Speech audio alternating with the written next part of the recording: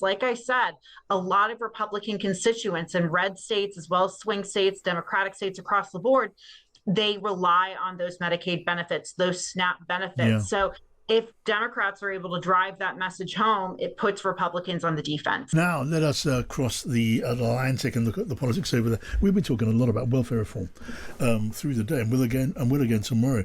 Well, in the US, they are having something of a welfare reform debate of their own, and a tax debate wound into it on a rather bigger scale.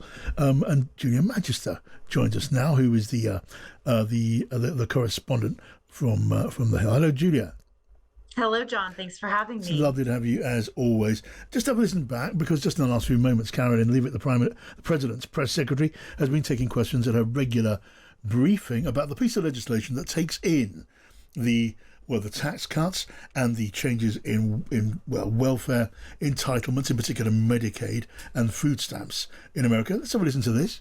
It delivers the largest middle and working class tax cuts in U.S. history. It keeps America safe by funding the largest ever one-time investment in border security.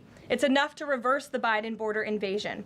The One Big Beautiful Bill also strengthens and protects Medicaid benefits, despite what Democrats are saying, for eligible American citizens who rely on it, like pregnant women, children, seniors, and people with disabilities, by eliminating waste, fraud, and abuse that threaten to destroy this program that was intended for the most vulnerable in our society. And every single Democrat in Congress is against rooting out that waste, fraud, and abuse, and blocking the 1.4 million illegal aliens who are currently improperly receiving these benefits that should be going to American tax-paying citizens. Right, so the President's press secretary there, in her usual unstoppable manner. And Julia, this piece of legislation, it is a defining act of the second Trump presidency. And yes, the Republicans control the House, they control the Senate, they have the White House, but this bill's got all sorts of obstacles. It's surrounded by problems. Get us up to date, if you could. Where are we now with this piece of, it's called the Big Beautiful Bill, isn't it? Where is it now? Yeah, that's what President Trump and Republicans are calling it. They call it the Big Beautiful Bill. Democrats call it the Big Ugly Bill. So two names for it there here in Washington. But look, this legislation is interesting because it's actually faced a lot of pushback, not only from Democrats, but also within the Republican conference in the Senate and the House on Capitol Hill. You would think, as an outsider looking in to what's happening, in Congress, that since Republicans control the House and the Senate, this should be easy to pass through. However, you have Senate Majority Leader John Thune and House Speaker Mike Johnson, who are trying to navigate the moderate members of their conferences, as well as the fiscal hawks, or the conservative members of their conferences. So you have, a number of fiscal conservatives who are looking at this piece of legislation and say, we need to figure out a way to pay for an extension of the 2017 Trump tax cuts. And maybe a way to do that is through cutting Medicaid, or a food assistance program here in the United States known as SNAP benefits. The problem with that is you have a lot of moderate Republicans that would push back on that and say, look, there's a lot of our constituents that depend on Medicaid and depend on SNAP benefits, particularly in some of these very Republican congressional districts, as well as Republican states. I mean, it was interesting. Senator Josh Hawley, he's a conservative Republican from Missouri. He was originally very much against this legislation because of the cuts to Medicaid and how it would impact rural hospitals. He is now on board, but you have Republicans trying to get other members on board. They already lost North Carolina Senator Tom Tillis, who also announced yesterday he will not be running for re-election next year. So he has a lot of freedom to say essentially whatever he wants about the bill, and he already has. He's given a very impassioned speech on the Senate floor. But then you have someone like Rand Paul, the senator from Kentucky, someone who's very much a libertarian, who is against this legislation for a completely different reason. He's against the legislation because it adds $5 trillion to the deficit. So, congressional Republicans have a lot to wade through with their own members of their own party, and then add in Democrats who are looking in this vote-a-rama session. That's what we call it. That's been happening since around 9 a.m. this morning. You you have Democrats looking to get Republicans on the record as supporting amendments that could result in cuts to Medicaid or SNAP benefits. So it's a politically tricky situation, I think, for Republicans from a number of, however or whichever way you look at it. But President Trump viewing this as a major part of his legacy and his agenda. It's such a different world politically to the one we live in here. Just that figure you mentioned there, the big beautiful bill over 10 years is calculated to add $3.3 trillion to America's national debt. That's 3.3 thousand billion dollars. And this is a number, I don't know how many noughts there are in that, but they would stretch from one side of the studio to the other.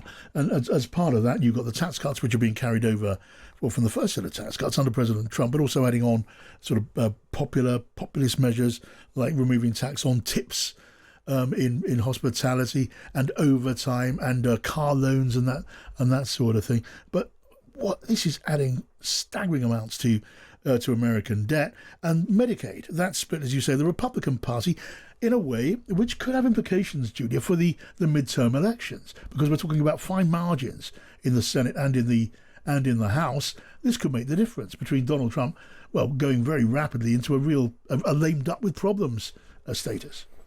No question. And you're seeing those problems sort of play out before our eyes with Republicans. So yesterday, that senator from North Carolina I mentioned, Tom Tillis, he announced he won't be running for re-election. North Carolina is a purple state. It is a swing state. Democrats view it as in play, and him stepping back creates an open seat, which is fertile ground for Democrats. Now, Republicans obviously maintaining that they'll keep control of North Carolina. You've heard a number of names floated, including President Trump's daughter-in-law, Laura Trump, who is originally from North Carolina. So that'll be an exciting race to watch, in the midterms. But also, you've heard retirements happening in the House. Congressman Don Bacon from Nebraska's 1st Congressional District, formally announcing today that he will be retiring. That's a very competitive House district. It's a district that Democrats, including Barack Obama and Joe Biden, have won in the past. Yet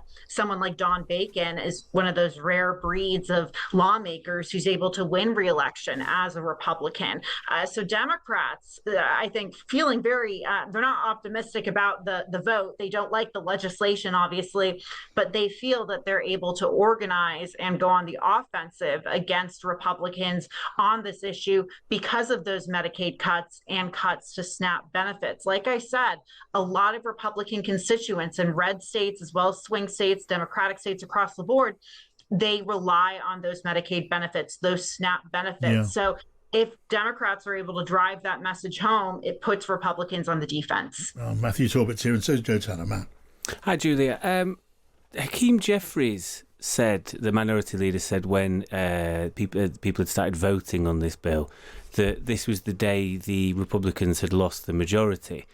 I saw some quite alarming data for the Democrats today in a poll by Priorities USA, which said nearly half of Americans haven't heard anything about the big, beautiful bill. Yeah. And only 8% of Americans named Medicaid cuts as a detail of the bill that they've heard about. What is the Democrat strategy? Because it seems to me the Republicans seem at ease passing this for now because they're betting that most voters won't find out in time by the time the vote comes up. Have they been had more of a priority of trying to stop sort of Zoran Mandami becoming the New York mayoral candidate for the Democrats rather than focusing on the real sort of enemy, which is the Republicans and Donald Trump? Yeah, look, when it comes to their strategy, I think there's a lot of questions as to what the Democratic strategy is. And I think, within the Democratic conference, within the party itself, there's a lot of debate, lively debate, fights as to how they need to unify against Donald Trump, because we're not seeing them unify. So I wouldn't say right now, I mean, we're seeing pieces of a strategy maybe, but we're not seeing a united strategy. So for example, you're seeing, the Democratic National Committee, as well as their affiliated committees, the Senate Campaign Committee, the House Campaign campaign committee on the Democratic side, come together and announce, like earlier today, they announced an organizing campaign to, essentially spread the word across the country about what the big, beautiful bill is. The problem is, and you mentioned that in that Priorities USA poll, Democrats haven't been able to define it. They need to succinctly define what this is. It sounds tacky, or not, I don't want to say tacky, but cliche, but the term big, beautiful bill, while, many might roll their eyes at it and say, oh, that's very Trumpian, it is something that sticks. We are talking about the big, beautiful bill. That's what journalists are calling it. It's what Republicans are calling it. Democrats have their own version of it. And it's just another, I think it speaks to how President Trump, love him or hate the legislation, how well he's been able to market this. So Democrats, I think, need to get on that level in terms of defining what this is. We're seeing them trying to do it with the cuts to Medicaid and SNAP benefits. But as that polling suggests, Americans aren't putting two and two together, or voters aren't putting two and two together.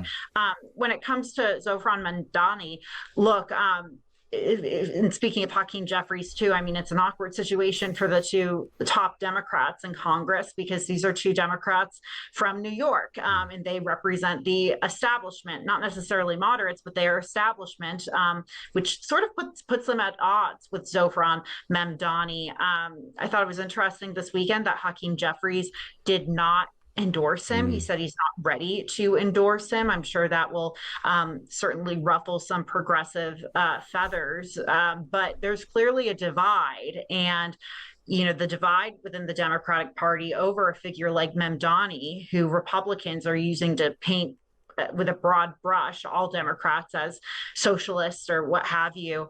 That's something Democrats need to remedy pretty quickly. All right, Julia, great to have you on as always. Do come and join us again very soon. That's Julia Magister, the national political reporter for The Hill, on the line there from Washington, D.C.